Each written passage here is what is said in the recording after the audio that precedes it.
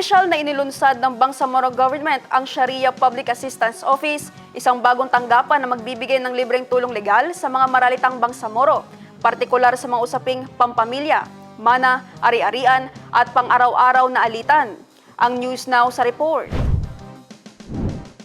Binigyang diin ni BORM Interim Chief Minister Abdul Rauf Makakwa sa mensaheng ipinaabot ni Jamel Makakwa, Chief of Staff ng Office of the Chief Minister, na tinutugunan ng SPAO ang matagal ng pangangailangan ng mga Bangsamoro na walang kakayahang pinansyal para sa malinaw at wastong gabay legal na nakaangkla sa Sharia. Aniya, ang serbisyong ito ay hindi lamang konsultasyong legal. Ito rin ay paraan ng pamahalaan upang makinig, umunawa at damhin ang tunay na kalagayan at pakikibaka ng mga residenteng Bangsamoro.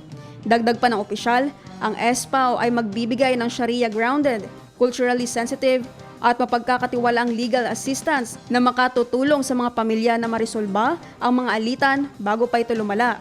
Maggagabay sa kabataan upang maunawaan ang kanilang mga karapatan at tutulong sa mga negosyanteng Bangsamoro na mapalago ang kanilang kabuhayan sa tamang paraan. Ayon kay Arsad Abdul Rahman, Director 3 ng SPAO, nakatuon ang tanggapan sa mabilis, tumutugon at walang bayad na tulong legal na ginagabayan ng Quran, ng mga aral ni Propeta Muhammad at ng prinsipyo ng moral governance.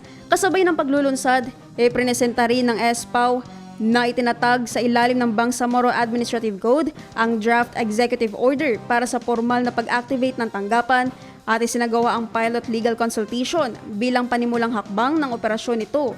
Inaasahang magiging mahalagang haligi ang SPAO sa pagsusulong ng access to justice, kapayapaan sa komunidad at makataong pamamahala sa Bangsamoro Autonomous Region.